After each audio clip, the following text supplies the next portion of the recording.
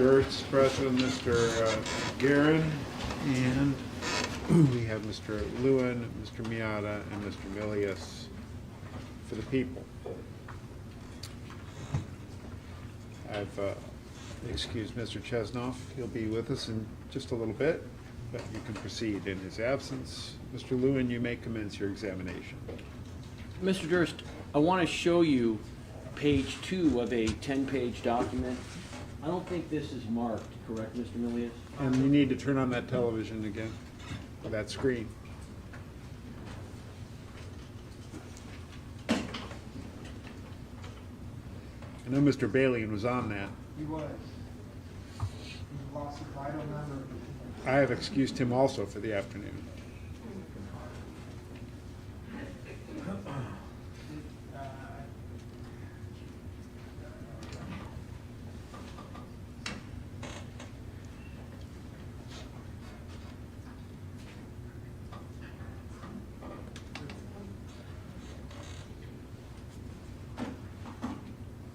What is marked page 2 only?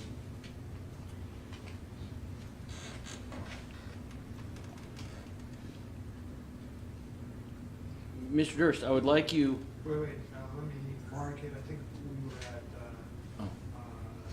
293. We're 293 now? 298. 298. Mr. Durst, I'm going to read out loud.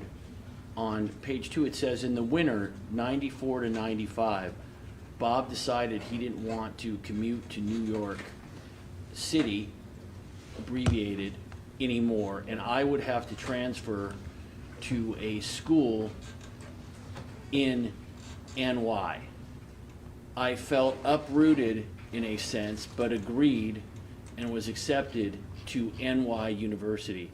First of all, it was outside the presence of the jury, but you recognize this to be Kathy's handwriting, correct?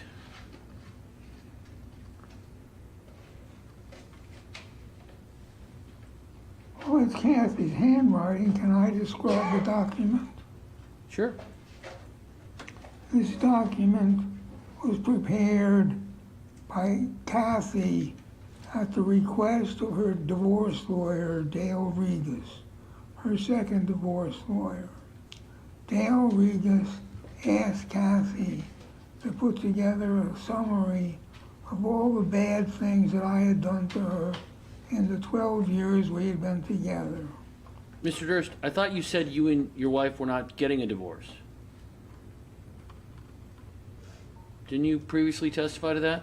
Neither of us ever filed files for divorce, but the divorce lawyer wanted Kathy to be prepared in case we decided to file for divorce. And you mentioned a second divorce lawyer, so she had one divorce lawyer for the divorce you weren't getting, and then a second divorce lawyer for the divorce you weren't getting. First divorce lawyer, Alan Gelb, was either fired by Kathy or quit, and then Kathy got a new divorce lawyer named Dale Regas. Can you spell both of those just for the court reporter? Alan Gelb, G-E-L-B. Dale Regas, D-A-L-E-R-E-G-U-S. So my question, Mr. Durst, is it true that in fact, in the winter of 74 to 75, that you decided that you didn't want to commute into New York City anymore? Is that true or not true? That's not true. And is it also not true that Kathy, once moved, did not miss her friends and felt uprooted?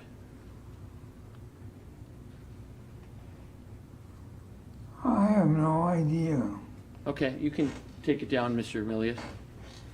Is it fair to say that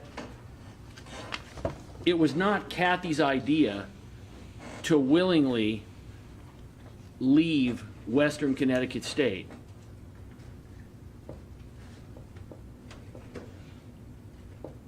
It was Kathy's idea. So it's your position that she decided to leave Western Connecticut State to transfer to NYU and then to go back to Western Connecticut State shortly thereafter. Is that your testimony? Yes, she did all that. Can you explain why, if you're aware, she would have wanted to have, let me back up, withdraw the question. Would you agree that Kathy had made some really close friends at Western Connecticut State? I would agree she'd made close friends near the house in Katona where we were living. And some of those close friends went to WestCon. And we never really moved to New York. We never got an apartment in New York. We continued to live in Katona. All right, let me go on to another area. Would you agree that you were Kathy's sole sense of financial support? Yes. And would you also agree that you gave Kathy a budget of what she was allowed to spend? No. You testified in direct examinations that you placed no limitations on what she was allowed to spend. Is that correct? We never had problems with it. Kathy was not a spendthrift. She didn't spend a lot of money.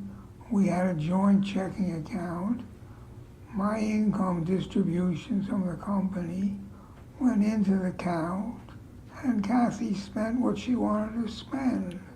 Did you ever put her on a small budget? No. RD 042, December 12, 2010, page 261, line 24 to page 262, line 11. And Your Honor, this is from People's 269, and on the transcript it would have been 36, page 36. All right.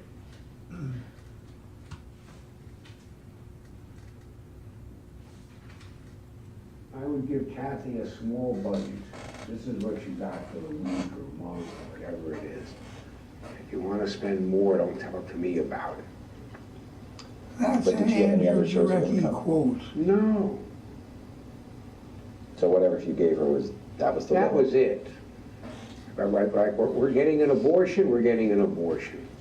This is how much money you've got to spend this week or month, period. That's your voice, right, Mr. Durst?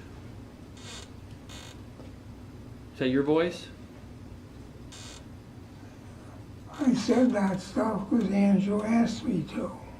So this is again, so, Mr. Durst, how did you remember all of the stuff that Andrew, you were supposed to say, and how did you know when you were supposed to say them and what you were supposed to say? How did you do that?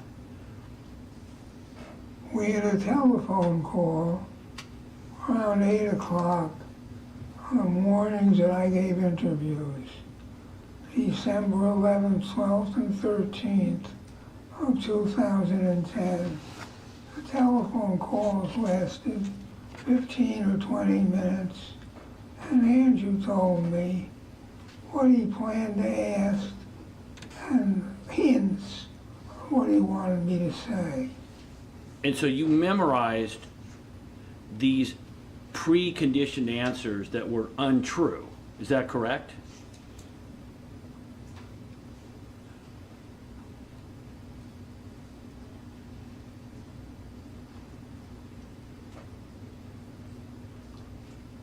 Yes. Whose idea was it to not only say that you gave her a small budget, to add, if you want to spend more, don't talk to me about it? Does that sound like something you would say, Mr. Durst? No. Whose idea was it to, in the same quote, connect it back up to making her get an abortion? Mine. Okay, so I'm trying to understand, Mr. Durst. So if you're telling me that this is untrue, is that whole statement you said untrue?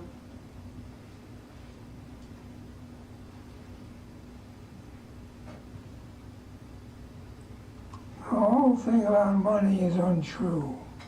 But the part where you say, quote, that was it, like we're getting an abortion, this is how much money you got to spend this, this week or month, period.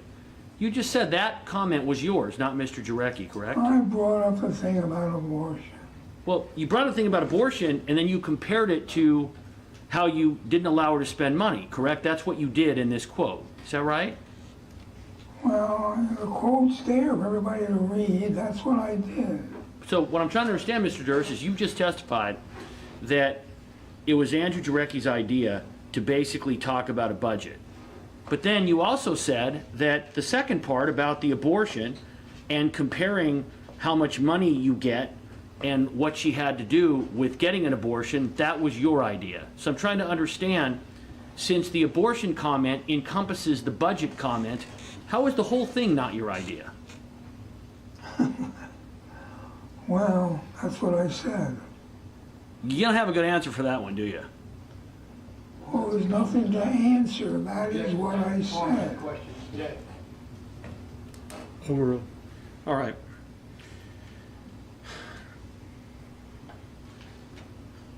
Would you agree that that prior comment to Andrew Jarecki, you agree that is completely inconsistent with your trial testimony, correct?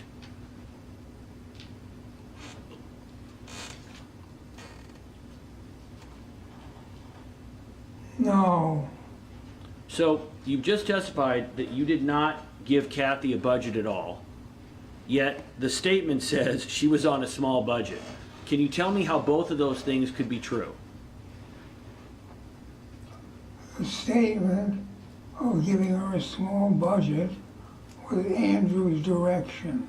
Right, but listen to my question. I'm not asking you, listen to my question. I'm not asking you why you said it. I'm just asking you, do you agree that those two statements, what you said in that clip we just showed and what you've testified to, both of them cannot be true? Is that correct? The two statements contradict one another. And They would- both can't be true. All right.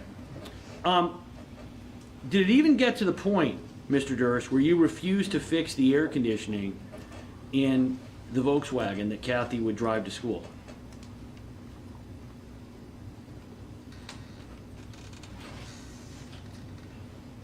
Relevance.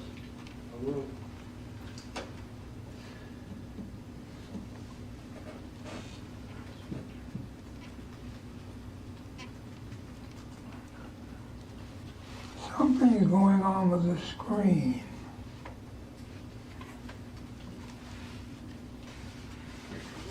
I can't read my screen. Okay, just gonna take a look. Oh, it's stopped now.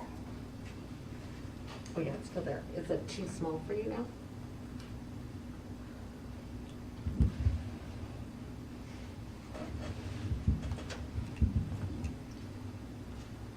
I read it. Okay. Kathy drove the Mercedes to Oh, yeah, school, there. You got it. not the Volkswagen. Did you ever refuse to fix the air conditioning on the Volkswagen? I don't think the Volkswagen had air conditioning. Okay, I want to talk to you about your fidelity during your marriage to Kathy. And you testified on direct examination that Kathy was the first one in your marriage to cheat, correct? That's not correct. I testified that I did not know which of us had an affair first.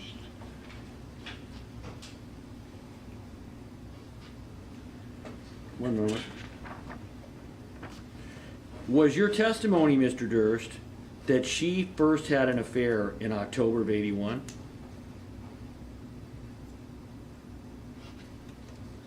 Strike that. Let's just go to the impeachment. RD 710, 81121. And Your Honor, this would be a new exhibit. This would be 299 and the transcript 299A. Equals 299 and 299A, all right?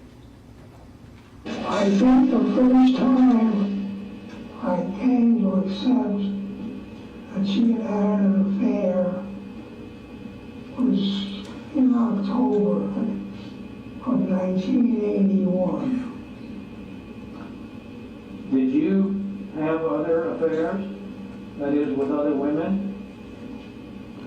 That's when I started. Mr. Durst, do you agree that you just, in that clip, taken August 11th, that is last week, you said that Kathy had an affair in October 81, and at that point, that's when you started having affairs. That's what you said, correct?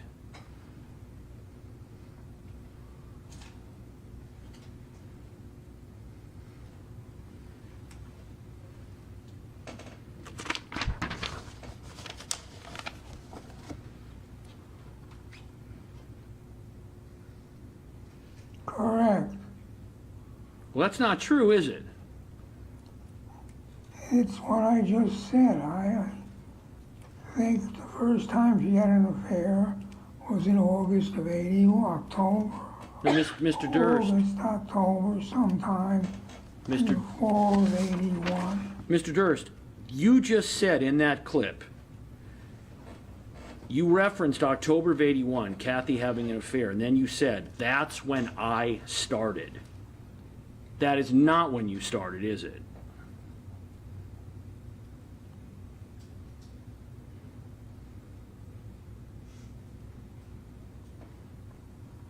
I think it is true.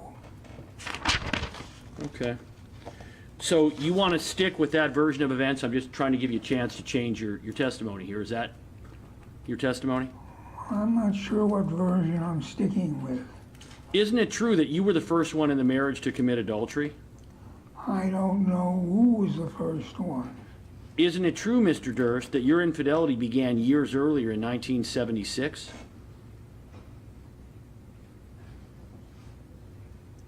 Not true. Okay. RD 732, 12-12-10, page 346, line 11, to page 347, line 11. And Your Honor, this would be People's 300 and 300A, new exhibits. The 300 and 300A.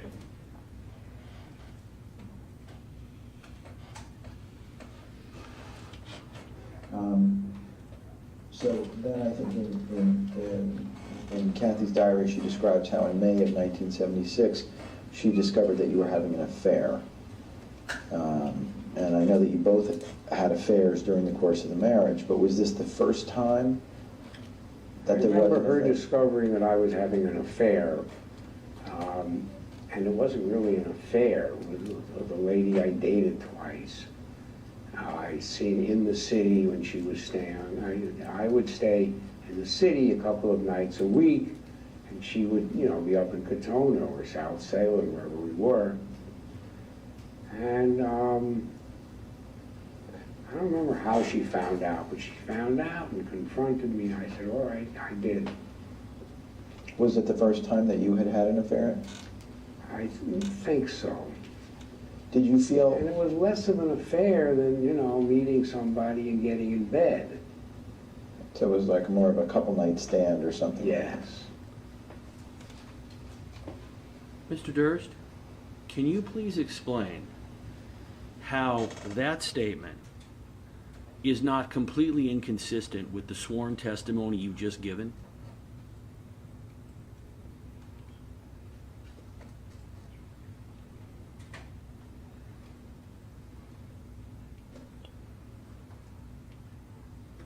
I think the May of 76 is the wrong date.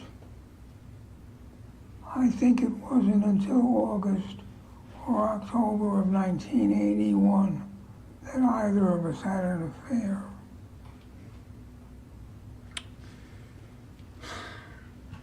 Okay, Mr. Durst, do you take the oath that you've taken as you sit up there? You took an oath to tell the truth, correct? Correct. Do you care at all about that oath? Does it mean anything to you? Argumentative in the rule. Yes. All right. There's an incident where Kathy found a bunch of Polaroid photos that you had hidden, correct?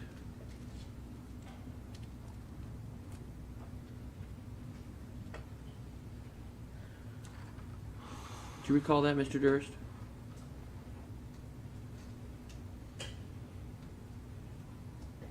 No. Mr. Durst, would you agree that a problem you're having is that I can remember your lies better than you can. Would you agree? That's common. Think it's a fair question with the evidence, Your Honor. Perhaps. I'll sustain the objection. Mr. Durst, you were asked during your December 12, 2010 interview with Andrew Jarecki, you were asked about the Polaroids. Do you recall that?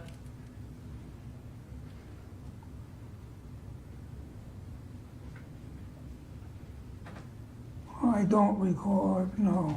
RD 037, 12-12-10, page 377, lines 13 through 17. And Your Honor, this has been previously marked as People's 269 on the transcript. It was page 53. Yeah.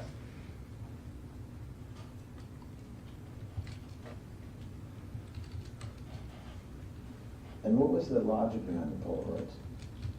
Just that I wanted this lady who I wanted to do not to know I was married. Mr. Durst, do you recall your wife finding a bunch of Polaroids that you had taken of an area in your house, and you had taken those Polaroid photographs because you wanted to be able to take a picture of what the house looked like, what items were up, to take anything away that could show you're married, and then have somebody over for some kind of sexual relationship, and then replace the items with the use of the Polaroid afterward? Do you recall engaging in that activity?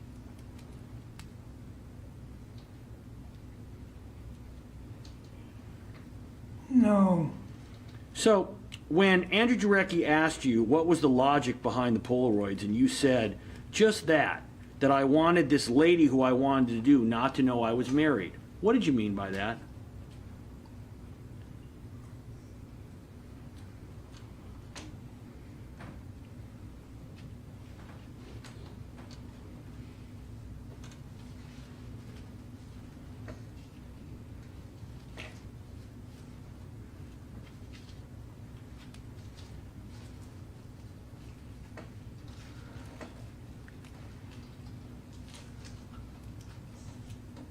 I don't recall any incident with Polaroids. So, Mr. Durst, my question to you is, let's back up. Do you think, Mr. Durst, that if you had engaged in that activity, I want you to assume for a moment that you had done that activity with the Polaroids that I just described. With your incredible memory, you're not going to forget having done something like that, correct? With my incredible memory, I don't remember anything about taking Polaroids of anything having to do with having an affair. Okay, so that's not my question. Listen to my question. Would you agree, Mr. Durst, that if you had done the activity that I've just brought up, that it is not something you would expect that you would forget? Speculation.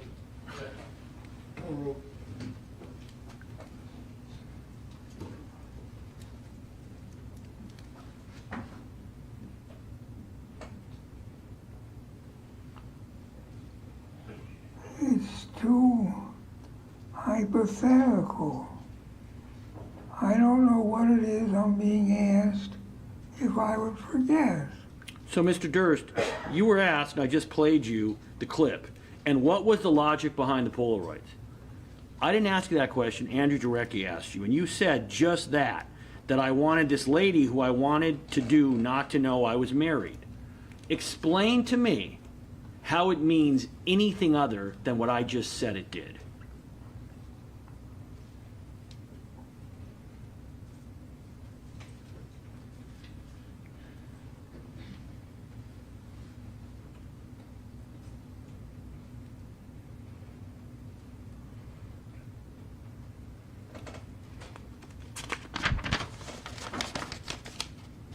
I am still at the point where I don't remember anything having to do with Polaroids. All right, let's move on. Would you agree, Mr. Durst, that you have never really had any guilt or remorse about your infidelity?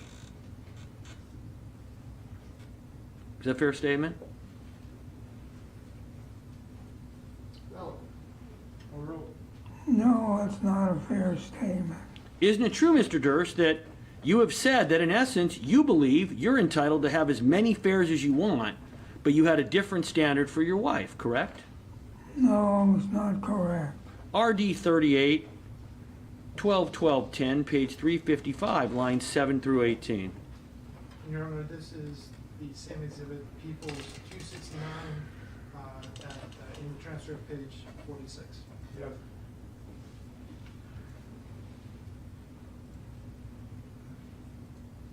Would you have been jealous if you knew that she was having an affair? I'm sure I would have. So was it you were proudly the bearer of the double standard that we all... Absolutely. It Appreciate didn't bother me at all. I honestly, I never voiced it like that or thought it through like that, but the way I felt was I feel like having sex with somebody else, it's all right, but boy, you better not. Mr. Durst, that's what you said, correct?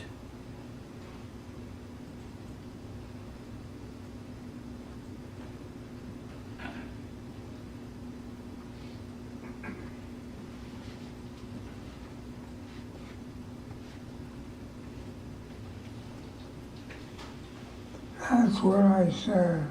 Mr. Durst, you're spending an inordinate amount of time between some very simple questions. And my question to you is that a plan of yours to either stall for time or maybe make me think that it'll just take 6 weeks to cross-examine you? Why are you stalling for so much time in between such a simple question like that? Your questions are, Sustained. your questions are not simple, and I was asked not to respond. No question pending. Mr. Lewin may rephrase his question. Mr. Durst,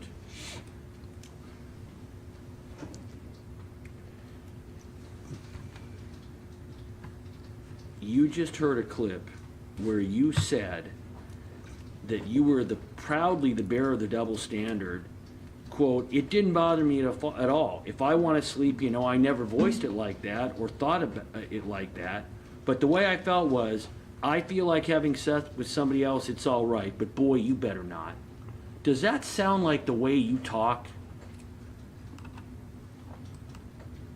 No. So you're saying that you said it. Is this going to be another one of those things that Andrew Jarecki told you in advance in the 15-minute conversation you had before he interviewed you? In general, yes. Well, what does in general mean? So I want to know, where did you come up with this last statement? Please explain it. This statement, it didn't bother me at all. That in essence, I can do whatever I want. If I feel like having sex with somebody else, it's all right, but boy, you better not. How did you come up with that, and what does it mean? Andrew's hint was that I should assume I had a double standard. All right, let's move on to Kathy's family. You would agree that Kathy's family was very friendly and welcoming to you, correct?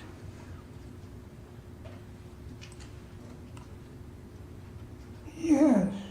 And would you agree that you responded to that welcoming and kindness with a completely dismissive attitude, correct?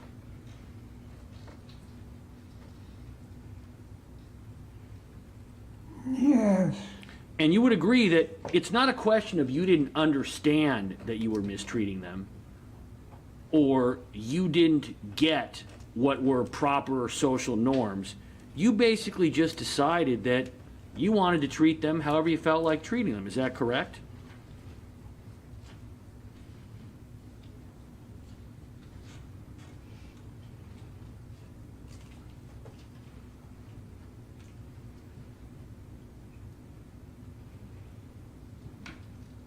Well, they treated me the way they wanted to treat me, and I treated them the way I wanted to treat them. Right, they treated you with kindness and decency, and you treated them absolutely horrendously, correct?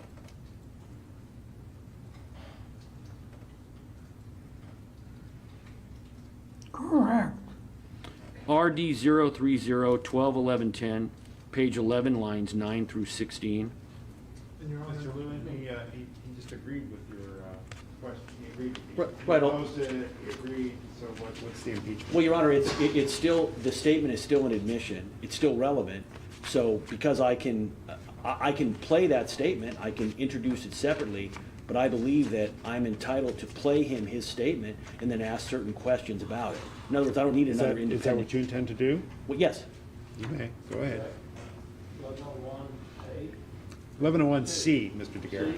C, D, A. No, 1101C, it's allowed. Overruled. Your Honor, this is from People's 268. Cumulative. Overruled. People's 268, page 2.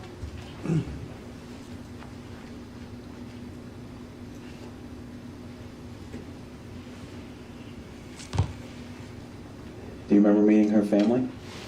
Yeah, and that is one of the major regrets in my life, is the way I treated her family, her mother.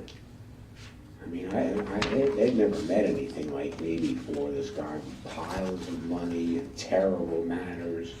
I used to feed the dog while I was sitting at the table. I used to talk about making love to Kathy at the dining room table in front of her mother.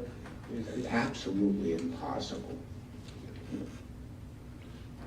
Mr. Durst, would you agree that in describing how you treated Kathy's family, although you said that it was one of the great regrets you had, in listening to yourself, did you sound sincerely sorry? I am sorry the way I treated them. No, but I'm just asking, when you were recounting that story, did you sound like you were sincerely sorry, or were you just kind of casually talking about how you would talk about having sex with your wife in front of her mother with no real regret? Objection, 352. Sustained. I don't know what the question is. Sustained. No answer. Do you know why you had this hostility towards Kathy's family? I did not have hostility. I just did not like them. RD 031-12-12-10, page 214, lines 9 through 25. And Your Honor, this has been previously marked in People's 269 on the correspondence transcript, page 16. Excuse me, 1101, 352, he admitted what's being asked. You know, the witness is still denying almost everything that I'm saying, and this goes to the issue we previously discussed. I don't know what this is. I mean, I don't know this clip. This is going to be a clip by Mr. Durst describing how he treated Kathy's family. So the family as opposed to how he treated Kathy. Well, it's Kathy in front of, it's the family in front of Kathy, so they're all there. And this would be relevant as it goes to the issue of the domestic violence with the motion that we previously filed. No, I understand the relevance. The question is whether at what point it becomes cumulative. It's admissible under 1101C for impeachment also, which is... Right. And 1109 as well, Your Honor. Well, there's notice in 1109. Zach and Lincoln Auger as well. No, it's not the relevancy question, it's the cumulative question. I'll let you pursue this, but it's, you're on that. This is the last question in this area. I'm moving to my next area. Thank you. Thank you, Your Honor.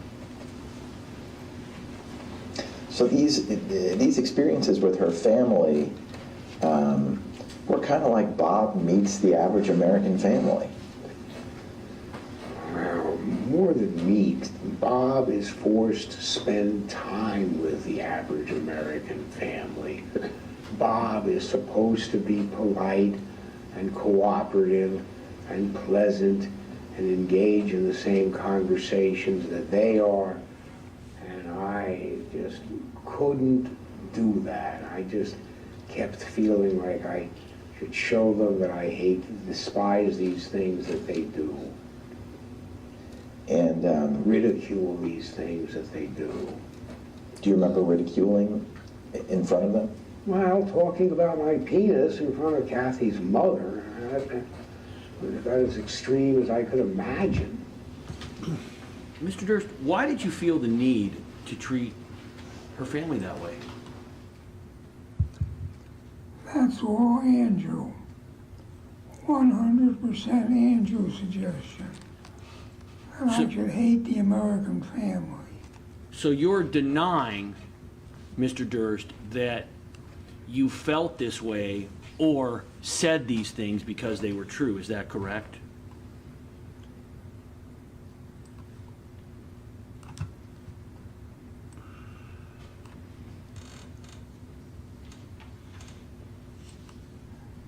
They were not true. I want to talk about Kathy's abortion for a moment. You were asked about it on direct examination, and you said the following, RD 705. Your Honor, this would be a new exhibit. This would be People's 301. and Yes. 301A. 8/11/21.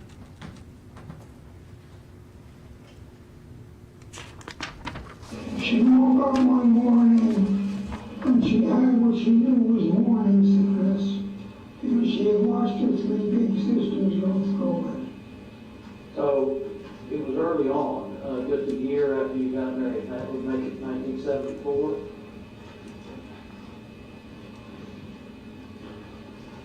Yes. And was there a big argument about it, or was it? No, there was no big argument about it. I took the train to the city. I got a call from Kathy, and she said, "Bobby, I want to have this baby." And I said, "I do not want to have a baby." And she said, "Okay, I'll go along with that."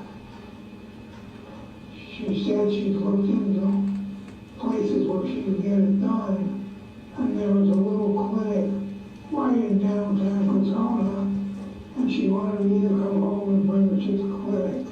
Did you do that? I did that. The jury has seen parts of the interviews with Mr. Durst, in which, for lack of better terms, make you look cold and mean about it. Was it that way at all?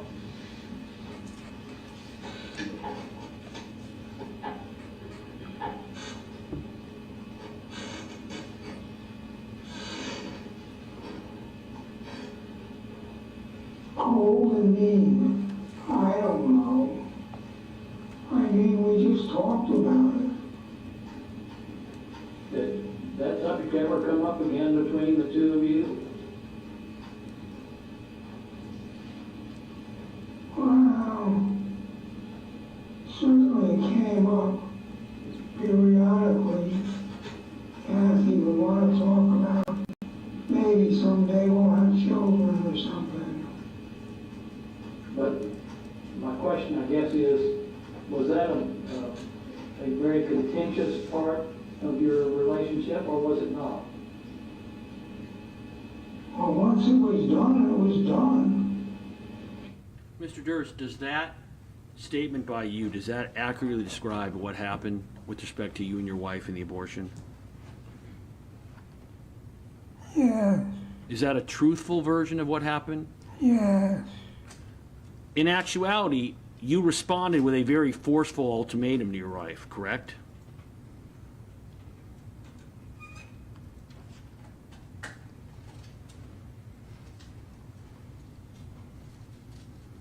Well, I don't know that what I just said was different. Kathy said, "I want to keep the baby." I said, "We agreed not to have children." I don't want a baby. Well, Mr. DeGuerin said, was that a very contentious part of your relationship or was it not? And you responded, well, once it was done, it was done. Would you agree that in the version you gave, you in no way made it appear as if you had forced or pushed Kathy to get the abortion, correct?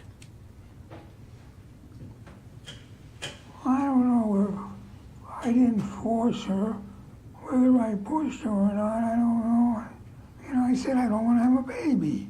I don't know know if that's forcing her or pushing her. Well, in fact, over the years, haven't you characterized your response?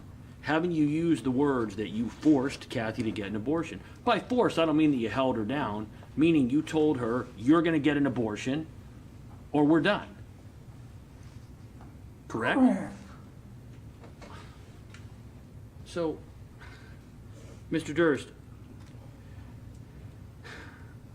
I want to play you the next clip, and I want you to tell me which is accurate, what you told during your sworn testimony, what you said to Mr. Jarecki. This is RD 040-12-12-10, page 339, lines 6 through 22. And we had previously marked this as People's 269. From the transcript, it would be page 45. Okay.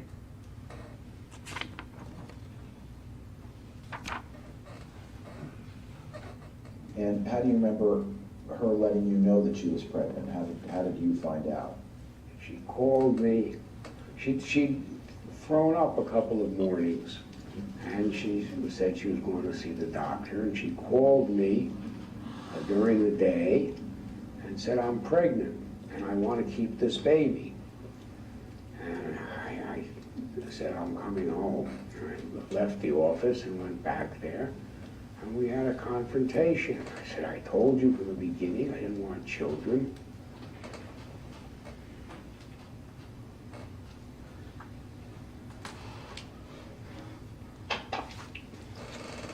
There's no secrets. You agreed that we wouldn't have children. Now you're telling me you're pregnant. You know, you're in charge of that stuff, not me. And you want to keep the baby. Well, you keep the baby, you're going to get divorced from me. Period. Mr. Durst, does that sound like the same version that you testified to in court? The discussion of if she was going to have a baby, I was going to get divorced, happened long before that, sometime in the summer.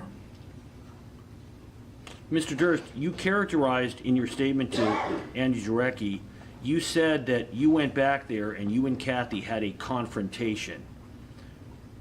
But when Mr. DeGuerin asked you, you characterized the discussion as pretty much Kathy agreed to it, and you didn't mention anything about a confrontation. Would you agree that that is a correct rendition of what you said in both of those incidents?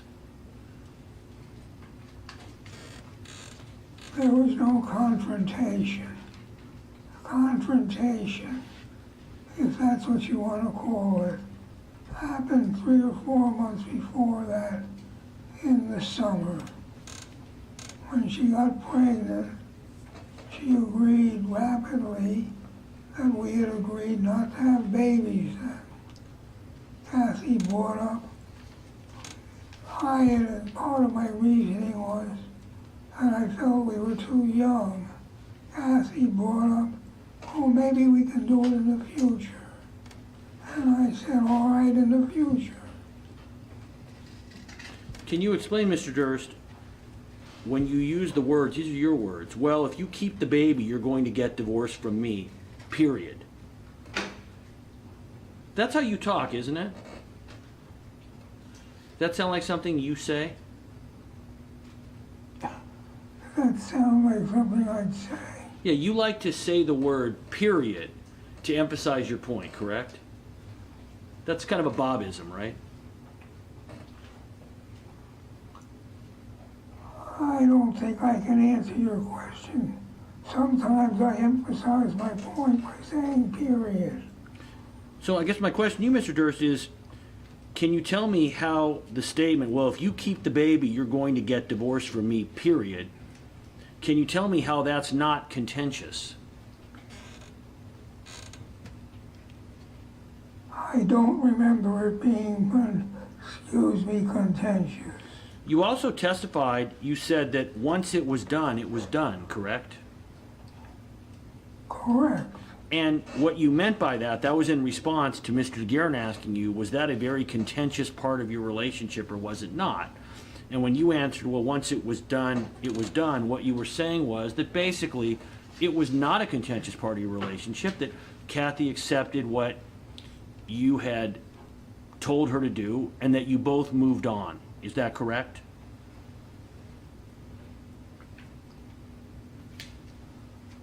Once it was done, it was done. I don't know about all the rest of this stuff. Well, the question would be, Mr. Durst, was after it was done, your statement was that it was not a contentious part of your relationship, and that in essence, you both moved on kind of with no hard feelings, correct? We both moved on. Isn't it true that in fact, not only was the abortion not a minor issue, it was in actuality the beginning of the end of any good times in your relationship? Correct? Not correct. RD 330, March 15, 2015, page 52, lines 9 through 21. Your Honor, this is what we previously marked as People's 291. When is this? What's that?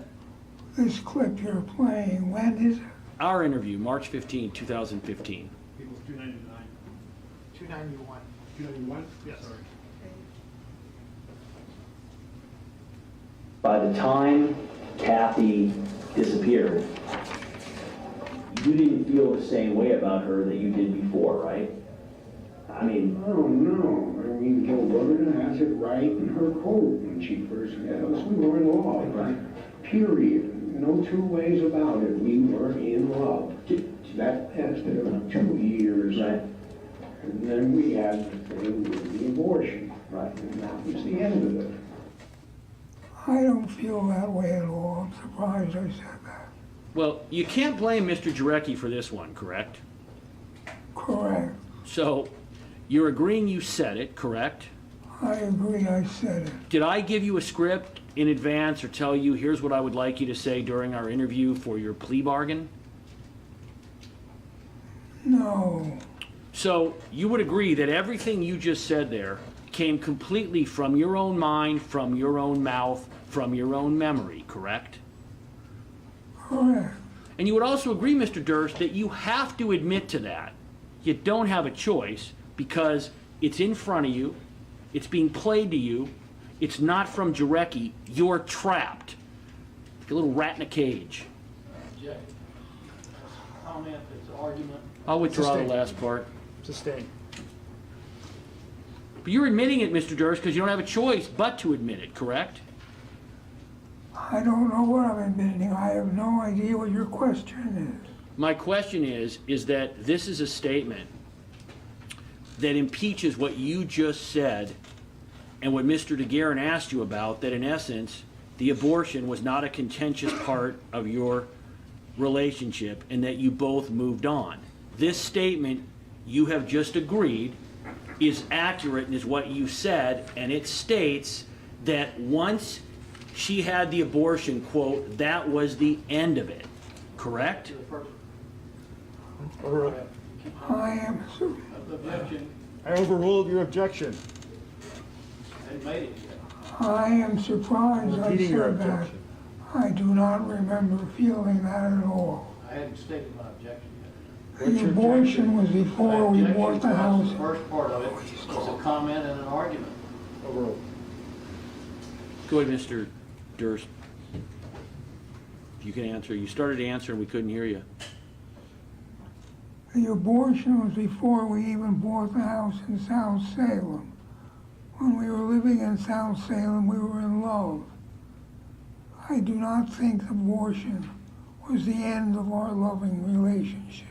But you agree that's exactly what you said, correct? That's what I said. So can you explain, Mr. Durst, why is it that you said this to a deputy district attorney and two police detectives if it wasn't true?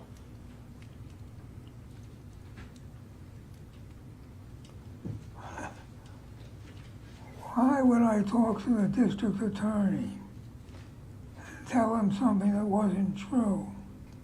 I don't know. I just felt there was something that would move along. Are you doing that as we're talking today right now?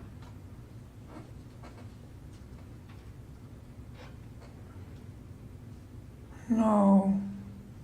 All right, let's continue. Would you agree that as Kathy got older and more confident, that she got tired of your mistreatment?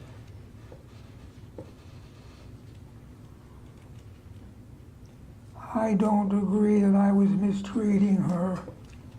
I'm not sure. I think she got more confident. Page 3, I'm sorry, RD 332, March 15, 2015, page 53, lines 18 through 28. And Your Honor, this is again the previously marked exhibit Peoples 291. Yes.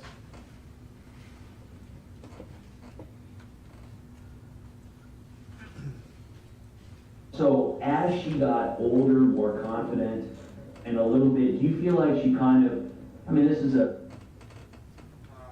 That's my fault.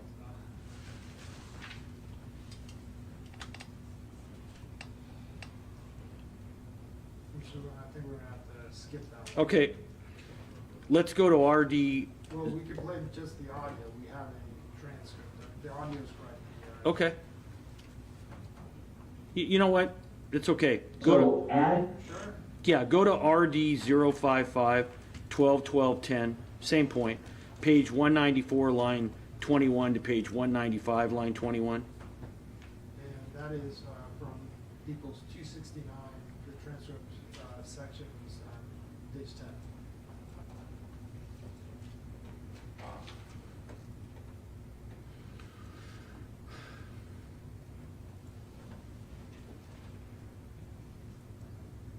She was taking control of the marriage by threatening to divorce me. And I figured, you know, if we just drop the lawyers, maybe I'll be here in 6 months again with the same thing, because I hadn't changed. I was still the same controlling person. I wasn't about to have her telling me what to do. She had gotten there to a large extent. When you say you were controlling in your relationship with her, give me an example of what. Oh, I would choose a restaurant. When we got to the restaurant, I would look at the menu and say, well, I'm thinking of this or that. What are you thinking of? And then, well, why don't you get this, get you know, the such and such, and I'll get the other, and then we can trade a little bit. And, you know, she went along with that for a while, and then she just got tired of it. You have what you want, I'm gonna have what I want, the end. And I want you to leave my food alone. And a lot of times with me canceling things all the time, we'd be planning on going out to dinner Friday night, and now it's Friday morning, and I don't want to go home. Mr. Durst, would you agree that Kathy got to the point where she grew up and she got tired of your controlling and abusive conduct? I think I was still like that with restaurants up until I was arrested.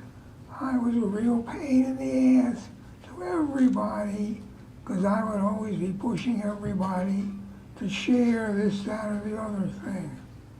And does that answer your question? Mr. Durst, wasn't the metaphor, you were basically asked, this is the question.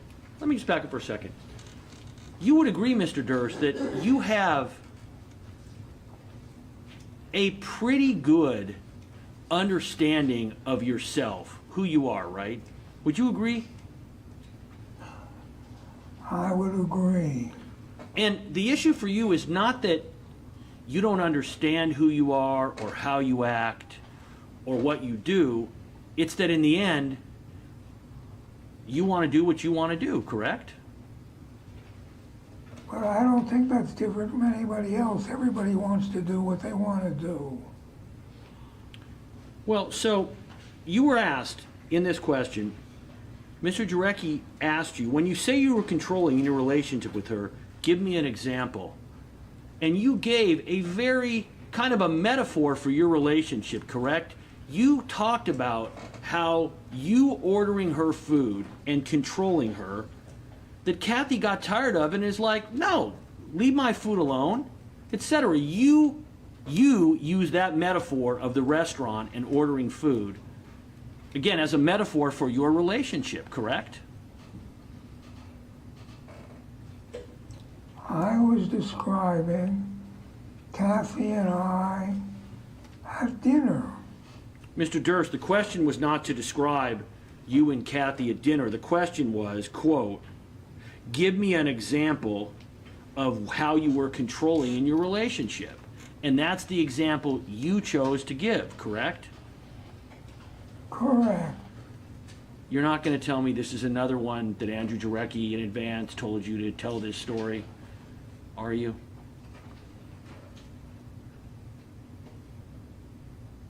No.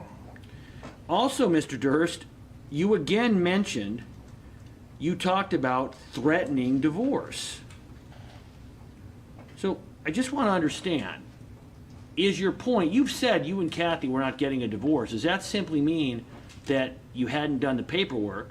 Or does that mean you were not in deep discussions with lawyers about divorce? What does it mean?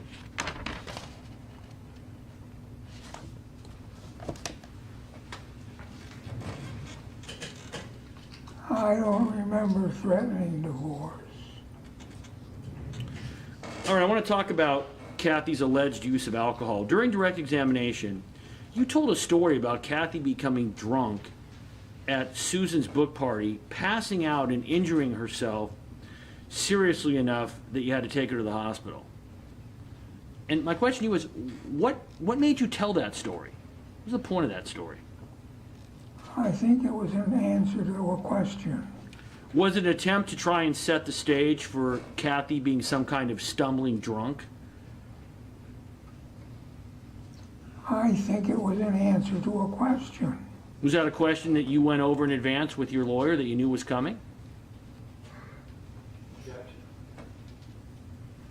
There's no grounds, Your Honor.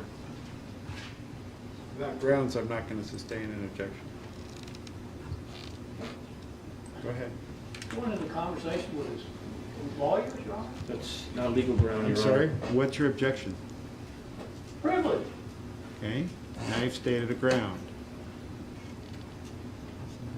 You went over in advance to the lawyer that you knew was coming.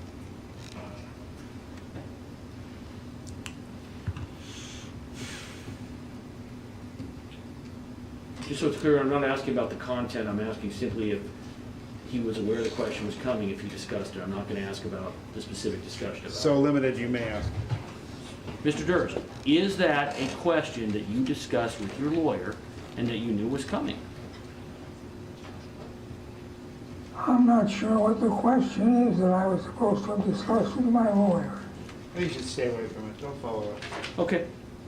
Mr. Durst, you mentioned when telling this story that your wife bashed her head and you took her to the hospital for stitches. Is that correct? Correct. Then you said you actually returned to the party alone, correct? Correct. Who was taking care of your injured wife? She was home in bed. So your wife has an injury that's significant enough for you to take her to the hospital. You take her to the hospital, drop her home, and then leave her with a head injury to attend to herself? I took her to the hospital and she wanted to go to the party and I said, no, you should go home.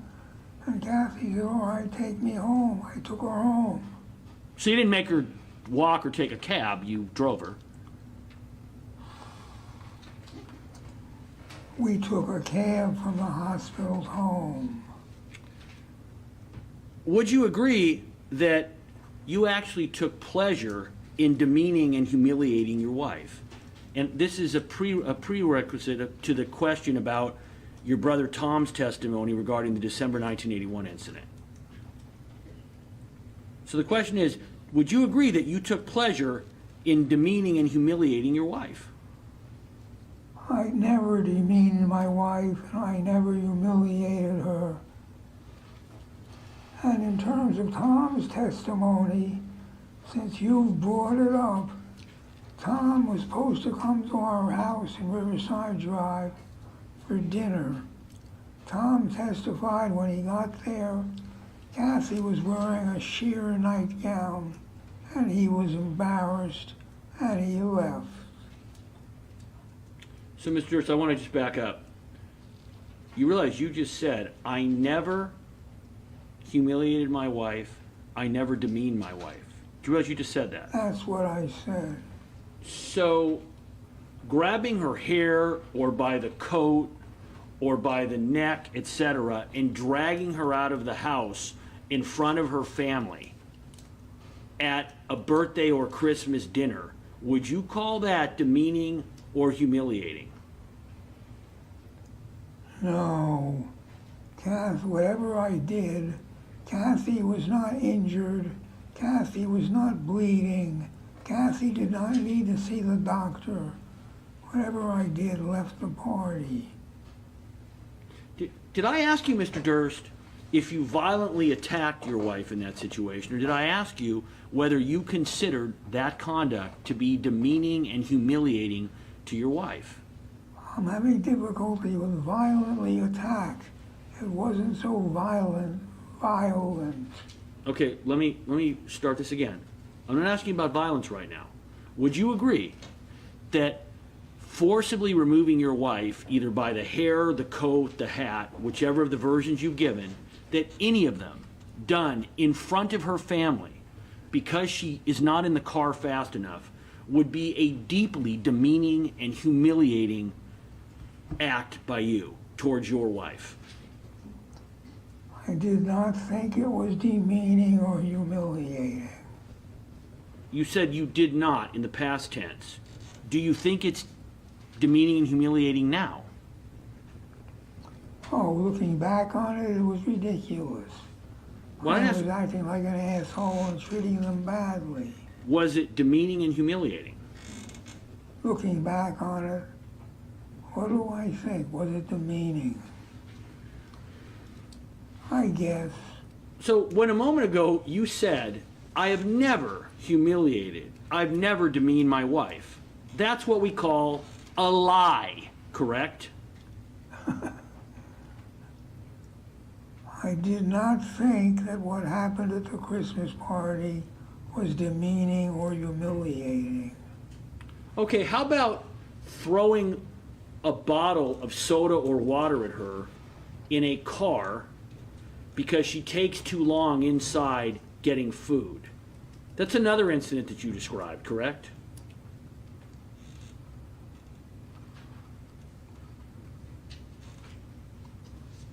I'm not aware of whatever you're talking about. You were being asked by Mr. Jarecki when the first episode of violence was, and he brought up the issue of you having thrown a bottle at her, and you clarified, I'm going by memory, that it was either soda and not water, or water and not soda, and that it was full. I can go play it for you if you want, but are you telling me that doesn't refresh your recollection, me mentioning that? I'm not trying to figure out throwing a... No, I don't recall ever throwing a bottle at Kathy. Let's assume you had thrown a bottle of liquid at her while you were in the car, intentionally. Would you consider that to be demeaning and humiliating? Throwing a bottle of liquor at anybody would be demeaning and humiliating. I'm having difficulty about throwing a bottle at somebody. How about I never threw a bottle at Kathy. How about talking about your penis at the dinner table in front of her mother? Would that be demeaning and humiliating? Repetitious, number 1, 352. Overruled. Cumulative. Overruled.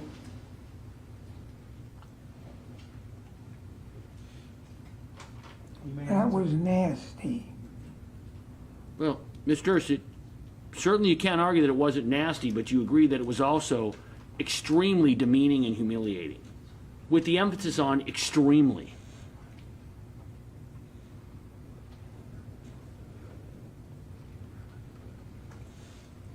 I don't see it as demeaning or humiliating. I was just acting like an asshole. So your quote was, if you remember, Mr. Durst, when this quote was read to you, the end of the quote was something to the effect of, yeah, here we go. You're asked, do you remember ridiculing in front of them? Would you agree that ridiculing would be in the demeaning and humiliation family? Well, you're using the word demeaning.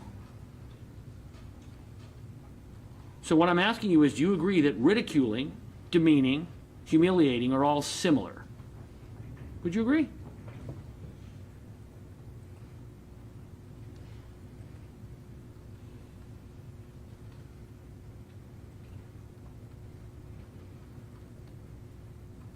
I just don't see it as ridiculing, demeaning, or humiliating. I was just acting schmucky.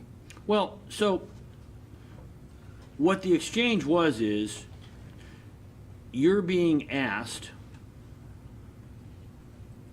and you're responding how you treated her family. And you respond, you say, ridicule these things that they do.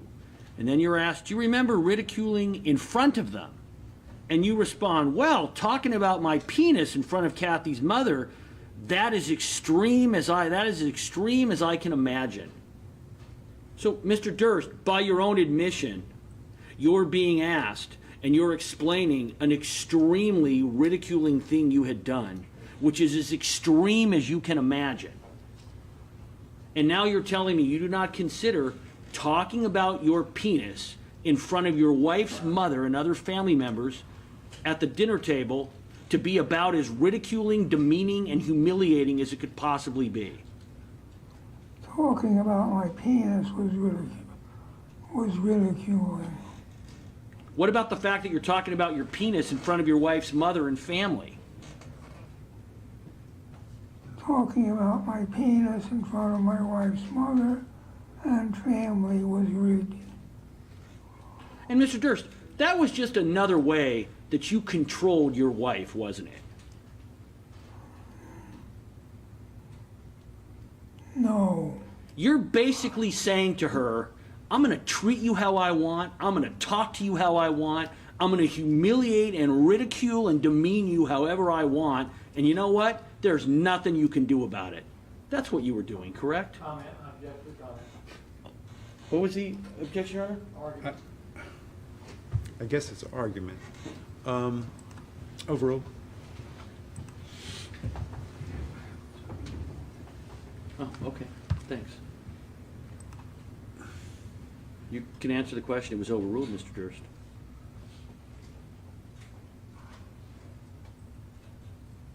It was nasty and I was acting like an asshole. All the rest of the stuff I have difficulty with. So my question, Mr. Durst, is wouldn't you agree that this was a part of the way that you controlled your wife? I don't see what it has to do with controlling Kathy. Mr. Milius, what's that clip? It is, for us, internal record, it's 445, but it was previously a part of People's 269. And I believe it was page 43 to 44 of the transcript. Please listen to this clip, Mr. Durst.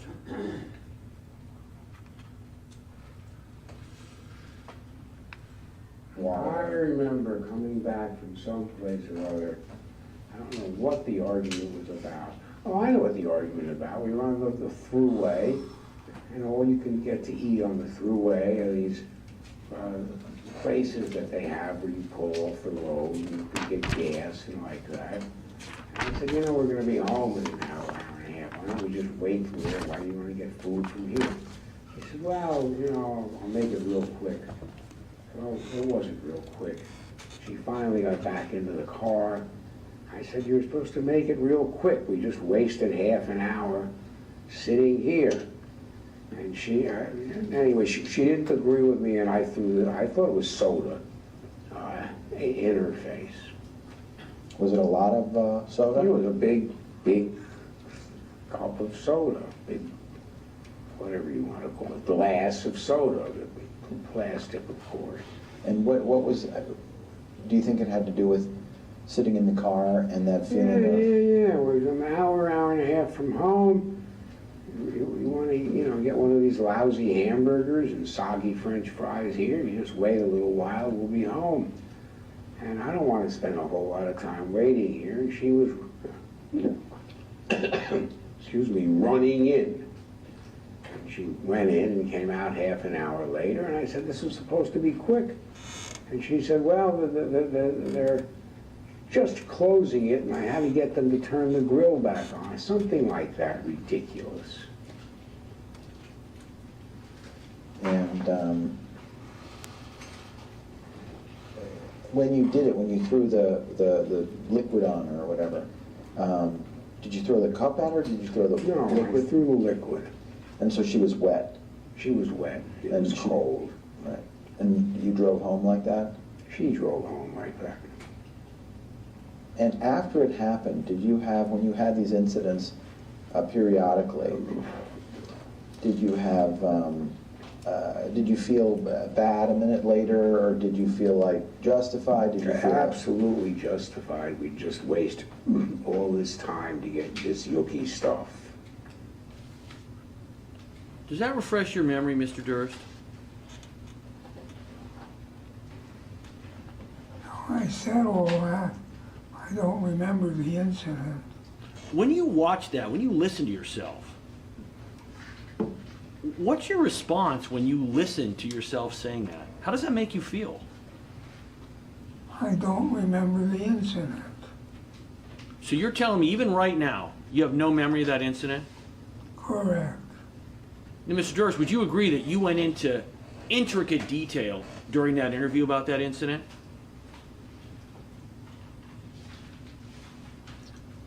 Well, I just heard it, saw it. I went into detail. Well, what you talked about was you remembered where you were going. You remembered the restaurant she stopped at. You remember that they had to turn on the grill. You remembered that you were upset that you had to wait in the car for a half an hour. You remembered that you threw the stuff in her face. You remembered that it was water and not soda, or soda and not water. You remembered that Kathy drove home. That's a lot of detail for you to remember. Would you agree? That's what I remembered in 2010. Now it's 2021, and I don't remember the incident or when it occurred. So you can remember what the minimum wage in Vermont was in 1971, but you can't remember throwing water in your wife's face while she's in a car because she's not fast enough getting back in there? The answer to your question is, yes, I remember the minimum wage in Vermont in 1971. I don't remember something with Kathy on the freeway that involved me throwing water at her. You're smiling. Do you think this is funny? I'm just wondering, do you think this is funny?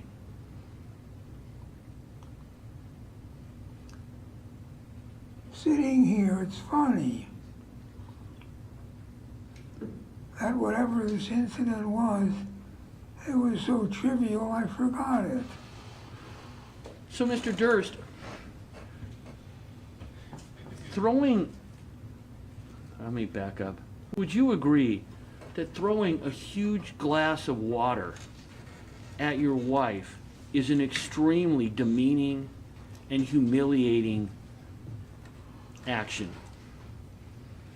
Somehow it seems demeaning and humiliating have got to be in front of other people, and Kathy and I were the only ones there. I'm sorry, Mr. Miller's correcting me. It's soda, which is, I think, even worse. Whether it was soda or water, I just don't remember the incident. Mr. Durst, would you agree that the fact that you can't remember this incident is indicative of the fact that you were so violent with her, you were so abusive to her, that no one instance stands out because there's just too many of them? Well, this one does not stand out at all. Does that seem, if you're listening to this, just want to ask you, let's assume you were listening to somebody tell that story about what they had done to their wife. Would you think that's something that any human being would remember? Well, I don't remember it, so I don't remember it. It's not what I asked you. Listen to my question. would you agree that if you were listening to somebody tell a story like that, in that kind of detail, and then they responded 8, 10 years later, you know what? I have no memory of that whatsoever. Would you think, if you were hearing that, that that was credible? I have no memory of it. I think it's credible, but I have no memory of it. We're talking about something that I don't think was anywhere near what I made of it talking to Andrew. Well, would you agree that what you made of it talking to Andrew sounded pretty horrific? Sounded like it still didn't seem like such a big deal. We're talking about stopping on the thruway. What are we talking about? Stopping on the thruway? Are we talking about throwing a bunch of soda in your wife's face? You take the main point of that story is we stopped on the thruway. Like, you're taking an SAT now and you read a passage and they say, hey, what's the main point of the passage? You have like A, B, C, and D. A, I had an argument with my wife. B, I was a complete, to quote your words, asshole. C, I threw soda in her face. Or D, here was our trip on the thruway. And you're saying that what you think that's about is you'd pick D, your trip on the thruway? I don't remember the incident. All right, you heard yourself describing the incident. Would you agree that not only were you not remorseful, you were very clear that you felt justified in what you did? That's what you said, That's correct? what I said. Well, do you believe that to be true? Do I believe I was justified in throwing soda or water at Kathy on the thruway when I'm not remembering the incident at all? I have no idea if I think I was justified. Okay, well, let me make it easy for you. I want you to assume the following hypothetical. I want you to assume that the incident you just spoke about happened. It happened exactly the way you said it did. You've just listened to what happened. You've listened to yourself, your past self, your prior self, explain how you felt you were completely justified. Do you agree with that today? I have no idea what the question is. Okay, let me break it down for you again, Mr. Durst. You say you don't remember the incident. So I'm telling you, I want you to hypothetically assume that the incident you described, I can play the clip for you again if you need it. You tell me, I'll do it. I want you to assume that that incident occurred in the way that you described it. I want you to further assume that your response to it in the way that you described it was that you were justified in what you had done. When you hear that today, assuming that is true, do you believe, Mr. Durst, that you would have been justified to do what you did to your wife? No. All right. Let's go back to the incident at Riverside Drive with your brother Tom. Your brother Tom testified, this is in December of '81, only a couple of months before Kathy disappears, that he goes over there and that basically you are lifting up your wife's nightie in front of Tom. My first question is, are you denying that happened? I remember him saying that she was wearing a very sheer nightgown and Bob kept messing with her. Okay, so I'm not asking you what he said. I'm asking you, are you denying that that event happened the way he described it?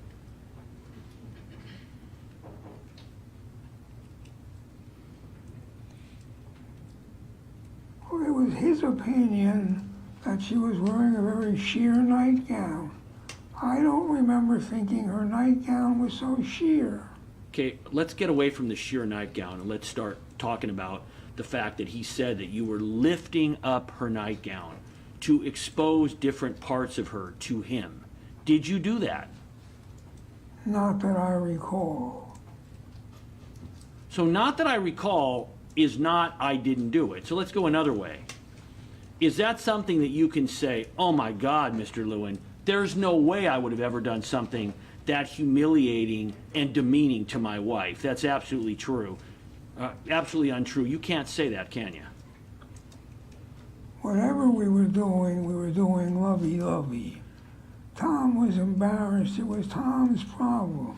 Did you hear him If Kathy was here, she would say, I'm in my apartment with my husband, my friends, and my brother-in-law, and I will wear whatever I want to wear, and I will do whatever I want to do.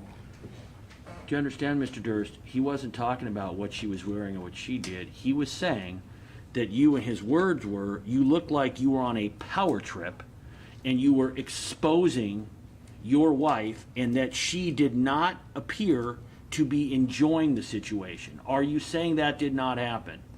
That did not happen. If it did happen, Mr. Durst, I want you to assume for a moment that it did happen. If it did happen, would that be an example? Would you agree that that would be an example of demonstrating control over your wife? It did not happen.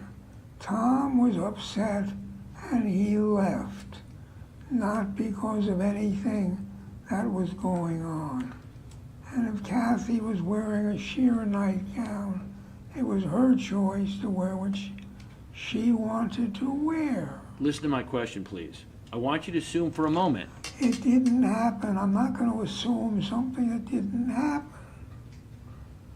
Well, Mr. Durst, you don't get to pick the question. So unless there's an objection that's sustained, you'll do whatever the judge tells you to do. I object to the hypothetical. All right, the hypothetical is premised on the testimony of Thomas Durst. Yes, Your Honor. May I ask you? But he's asking him to assume it's true. Right. You assume the truth of that the witness testified accurately and truthfully, and if so, what is the reaction? Mr. Durst, you have clearly denied that the incident happened. What I'm asking you is, I want you to assume for a moment that it did happen. If it did happen, would you agree that that would have been an act of domination and control over your wife? It didn't happen.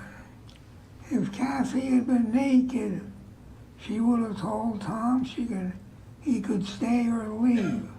This was Tom's individual problem, not Kathy's and not mine. Your Honor, can the court please instruct the witness? I've asked 5 times now.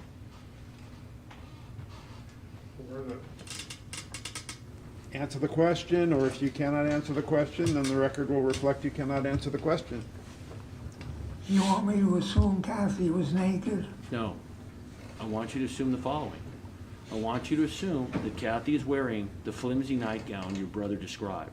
I want you to further assume that when he showed up, you deliberately and intentionally were lifting up her nightgown, exposing her, and that she found in her responses the activity to be uncomfortable, not something she wanted, and that your brother's impression was that it was a power trip.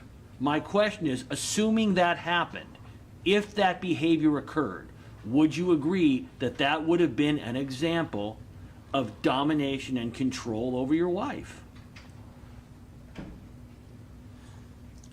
The fact that Kathy and I were publicly hugging and maybe petting a little bit and upset Tom, I do not think shows anything like I was trying to control her.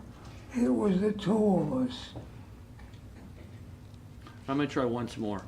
I want you to assume that you go in. I can't assume what you want me to assume. Well, that's a difference. So yesterday, Mr. Durst, I gave you 3 different hypotheticals regarding you murdering Susan, killing Kathy, murdering Morris. And I asked you, if you had done those things, would you tell us? You said no. You did not answer. I can't answer those hypotheticals because they're not true. Later on, after lunch, you came back, and another hypothetical I gave you, your response was, I can't answer that because it did not happen. So you clearly have the ability, Mr. Durst, to answer hypotheticals. And as I asked you yesterday, if you're saying that you cannot answer this hypothetical I just gave you right now because it's not true, then you would agree that the reason you were able to answer the hypotheticals about murdering Susan, killing Kathy, and murdering Morris Black is because those hypotheticals are absolutely true, correct? That's argument. My lawyers told me that your hypotheticals are like asking someone if they've stopped beating your wife. If you weren't beating your wife in the first place, you can't say yes or no. I should not have responded to your hypotheticals at all. They were all wrong. Well, And I'm telling you now that this thing about the way Kathy and I acted in front of Tommy was not wrong, except Tommy was wrong. so Mr. Durst, you brought up your lawyers again, which I didn't.